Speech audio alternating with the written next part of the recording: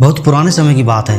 एक व्यक्ति अपने जीवन में अध्यात्म सहित कई जरूरी ज्ञान को प्राप्त करना चाहता था ताकि वह अपने जीवन को अच्छे से समझ सके और किसी भी तरह की स्थिति या परिस्थिति उसे विचलित न कर सके।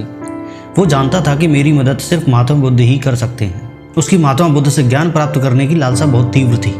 तो इस तरह खूब सारा अध्यात्म ज्ञान पाकर अपने जीवन को बेहतर और सुखद बनाने की चाह में वो व्यक्ति महात्मा बुद्ध के पास पहुंचा। उस व्यक्ति ने हाथ जोड़कर बुद्ध से कहा, हे बुद्ध, कृपया आप मुझे अपना शिष्य बना लीजिए।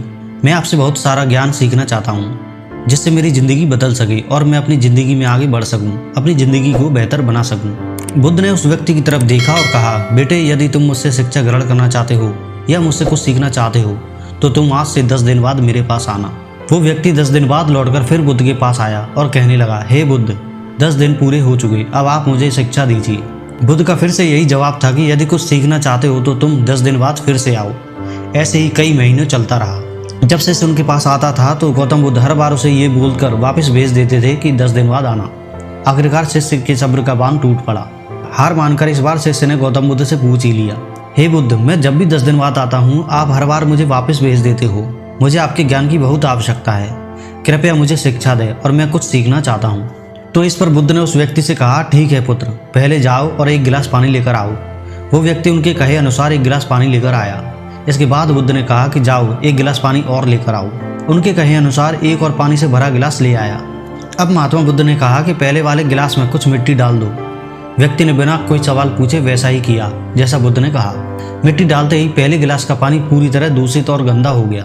अब महात्मा बुद्ध ने उस व्यक्ति से कहा कि इस पहले गिलास का पानी दूसरे गिलास में डाल दो। इस पर वो व्यक्ति बोला, महाराज जी, अगर मैंने ऐसा किया तो पहले एक गिलास का पानी न सिर्फ बाहर ही गिर जाएगा और व्यर्थ हो जाएगा बल्कि पानी गंदा भी हो जाएगा। पहला गिलास पहले से ही जल से भरा हुआ है, उसमें अब दूसरे गिलास का पानी भला कैसे समा सकता है।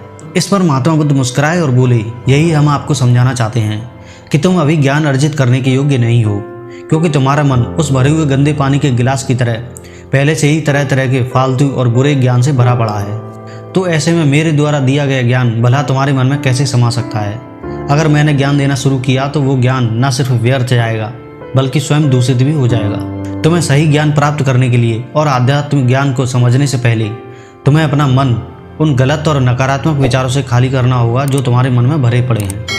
आध्यात्मिक ज्ञान को हासिल करने के लिए मन का पूरी तरह से खाली होना जरूरी है। अगर तुम खुद से ये बात कहते रहोगे कि तुम्हें हर बात का ज्ञान है तो तुम कभी भी कुछ भी नहीं सीख सकते हो। इसलिए पहले गिलास के पानी को तुम खाली करो, तभी तुम दूसरे गिलास का पानी डालोगे तो उसमें समा जाएगा।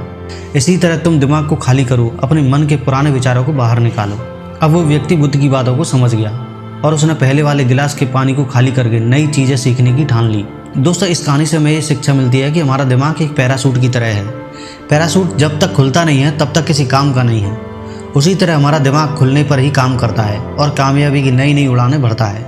इसलिए आपके दिमाग में जो फालतू के विचार हैं उसे खाली कीजिए, तभी आप अपने जीवन में नई बातों को सीखकर अपने जीवन को बदल सकेंगे। और ऐसे ही वीडियो देखने के लिए हमारे चैनल को लाइक, शेयर एंड सब्सक्राइब जरूर करना। तो नमस्कार।